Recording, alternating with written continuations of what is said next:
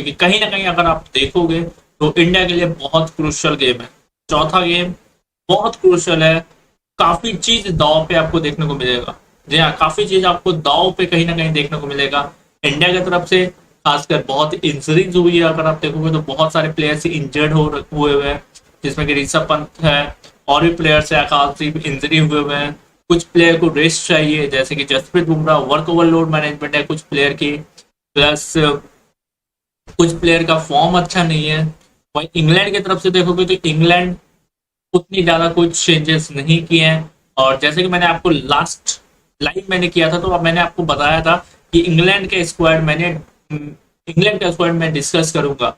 England का squad एक बार मैं आपको डिस्कस कर लेता हूं। हालांकि इंग्लैंड का सारा सेम स्क्वाड है।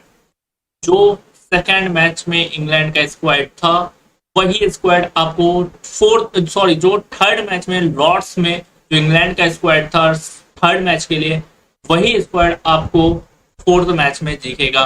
एक चेंजेस हुआ है जिसमें कि वसीर, जी हाँ, सोहेब वसीर आपको देखने को नहीं मिलने वाले।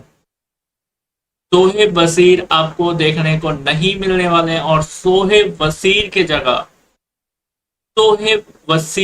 जगह आपको लियम डॉसन देखने वाले हैं। जी हाँ, लियम डॉसन वापसी करते हुए दिखाई दे रहे हैं। न्यू प्लेयर है, कहा जा रहा है बैटिंग भी कर लेते हैं बॉलिंग के साथ, जो कि मैंने लास्ट लाइव में भी मैंने आपको बताया था। लियम डॉसन शोएब वसीर की जगह आपको दिखने वाले हैं भाई लोग। लियम डॉसन जो कि लेफ्ट आर्म ऑफ स्पिनर है, उनकी टेस्ट में वापसी हो रही है कहीं ना कहीं। मेरे ख्याल से शोएब वसीर आपको अब दोनों टेस्ट मैच नहीं दिखने वाले हैं, मतलब बाकी के जो टेस्ट मैच बचे हुए हैं उसमें अब आपको शोएब वसीर नहीं दिखने वाले। जी हाँ, बाकी के टेस्ट मैच में आपको शोएब वसीर नहीं दिखेंगे, और उनके उसके जगह जो रिप्लेसमेंट है वो है लियम डॉसन का। Liam Dawson left arm off spinner है, उसका रिप्लेसमेंट, शोएब वसीर का रिप्लेसमेंट लियम डॉसन को लिया गया है।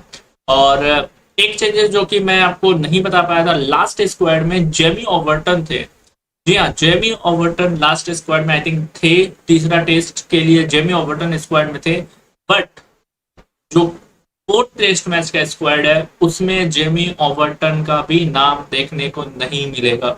जी हाँ, फोर्थ टेस्ट मैच का जो स्क्वाड है उसमें भी आपको जेमी ओवर्टन का नाम देखने को नहीं मिलेगा। तो जेमी ओवर्टन मिस करते हुए नजर आ रहे हैं स्क्वाड में। हालांकि इंग्लैंड की तरफ भी इंजरी आपको अगर आप देखोगे तो ज्यादा है। Gus Atkinson last test match में भी गस एटकिंसन थे स्क्वाड में, लेकिन गस एटकिंसन को खिलाया नहीं गया। जी हाँ, लास्ट टेस्ट मैच में भी गस एटकिंसन थे स्क्वाड में, लेकिन गस एटकिंसन को खिलाया नहीं गया। क्यों नहीं खिलाया गया? क्योंकि गस एटकिंसन भी इंजरी से गुजर रहे हैं, अभी तक वो पूरी तरीके से फिट नहीं हुए। जी हाँ, अभी तक पूरी तरीके से फिट नहीं हुए गस गस एटकिंसन, वो भी अभी इंजरी से फिलहाल गुजर रहे हैं। क्या, लेकिन सबसे बड़ा सवाल, अब जो सिलेक्शन कर लो, कहीं ना कहीं कोचिंग पे भी अब दबाव होगा, इंडियन कोच पे कहीं ना कहीं दबाव होगा। क्योंकि इंडियन कोच का अगर अभी प्रदर्शन देखोगे गौती भाई का, तो उतना अच्छा खासा प्रदर्शन टेस्ट क्रिकेट में नहीं है। लास्ट 11 मैचों में 8 मैच इंडिया हार चुकी है।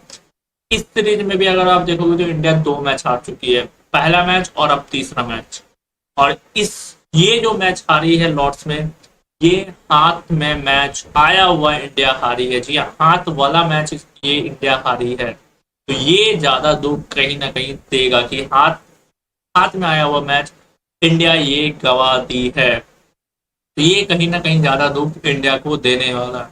और गौतम भाई का अगर प्रदर्शन देखोगे एज ए कोच, खासकर टेस्ट क्रिकेट में, जैसे कि मैंने आपको अभी बताया, 2 विन, पहला 2 टेस्ट मैच गौतम भाई का, जिसमें कि एक कानपुर में विन हुआ है और उसके बाद नागपुर में विन हुआ है। पहला टेस्ट मैच विन के साथ स्टार्ट हुआ as a coaching Indian coach Gambhir का।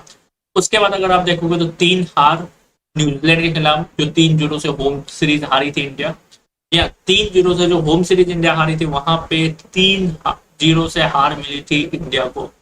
जी हाँ, वहां पे 3-0 से इंडिया को हार मिली थी। उसके बाद उस हार के बाद फिर बीजीटी इंडिया गई। बीजीटी में अगर आप देखोगे तो पर्थ में इंडिया को जीत मिली, लेकिन उसके बाद एक ड्रॉ हुआ उसमें, और 3 हार उसमें भी मिली इंडिया को। उसमें भी 3 हार मिली, क्योंकि 5 मैच का टेस्ट सीरीज था और इंडिया आमतौर पे 5 मैच